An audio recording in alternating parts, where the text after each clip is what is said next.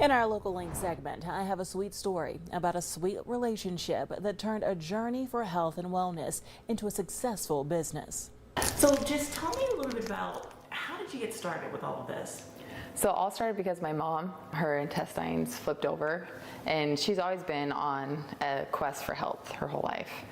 But then when this happened, she knew that she needed to find a way to eat because her body wouldn't digest food anymore.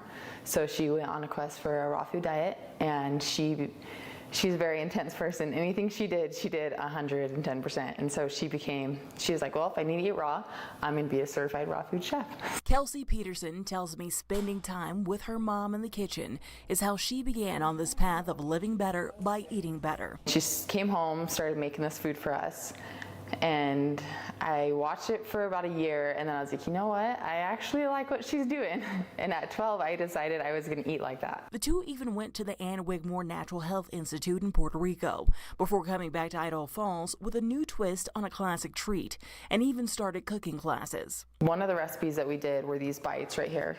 And people would be like, actually, I really like what you're doing. Can you just go ahead and make them for me? I don't want to go ahead and I don't want to do all the steps to make them. I just want them in my house, basically. Soon after, these chocolate bites by Kelsi's Kitchen were born, with Mom as Kelsi's biggest supporter, even after she was diagnosed with Lou Gehrig's disease. In the meantime, when she was going through this like a daily slope of down, every day it was just getting worse and worse and worse.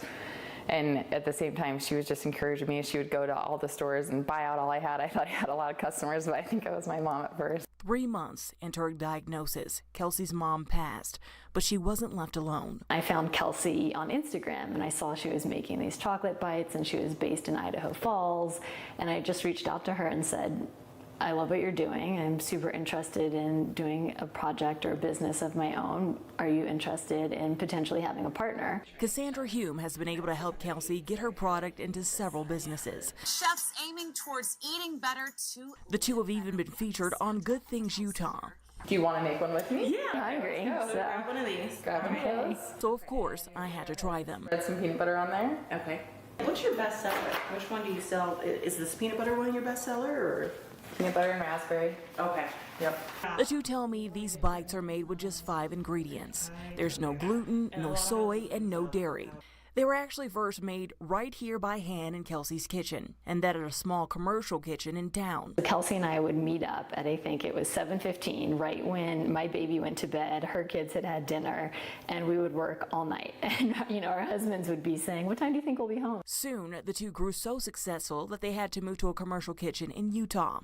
But the ties to Idaho Falls remain the same, with 10% of the proceeds going to ALS research and support. I think most people have probably heard about ALS or Lou Gehrig's or have a friend of a friend whose mom was diagnosed, but to have it be such a personal connection and something that is in need of research and in need of support, it seemed like too good of a fit to pass up or ignore, I guess. Well, you can find out more about Kelsi's Kitchen and ALS on our website. We're still looking for local businesses to feature for this segment.